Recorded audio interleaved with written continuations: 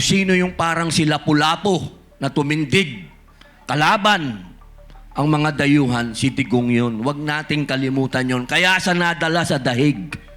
Dahil siya, sa panahon ngayon, ang bayani, tandaan ninyo.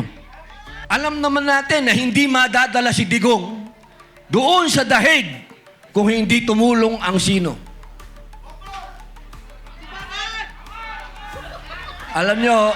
Alam nyo kung Pilipino lang, hindi natin kaya yun. Hindi natin magagawa yun. Tandaan nyo to. Hanggat nandito ang kuko ng agila. Sino ba ang agila?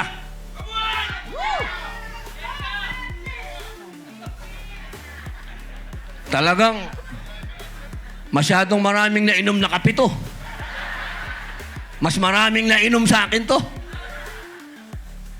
Ang ibig ko pong sabihin, mga mahal kong kababayan, kung sino po yung tunay na Pilipino talaga dito, si Digong. Tandaan po natin yon. Kung sino yung parang si Lapu-Lapu na tumindig, kalaban ang mga dayuhan, si Digong yun. Huwag nating kalimutan yon. Kaya sa nadala sa dahig. Dahil siya, sa panahon ngayon, ang bayani, tandaan ninyo. Bayani yan. Dahil maikukumpara nyo yan sa mga una nating bayani. Sila Sakay, sa lola ko, kay Gabriela Silang, kila Jose Rizal, ang nakalaban, dayuhan. Kaya itong ginagawa natin, tandaan ninyo, ang binabangga natin dito, kapangyarihan ng dayuhan.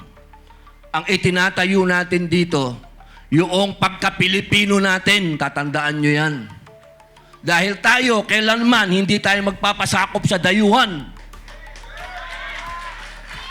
At kailangan si Tatay Digong ay umuwi na. Bring him home!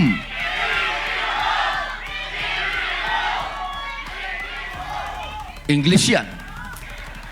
Minsan lang ako mag-English, bring him home. Hanggang doon na lang yun.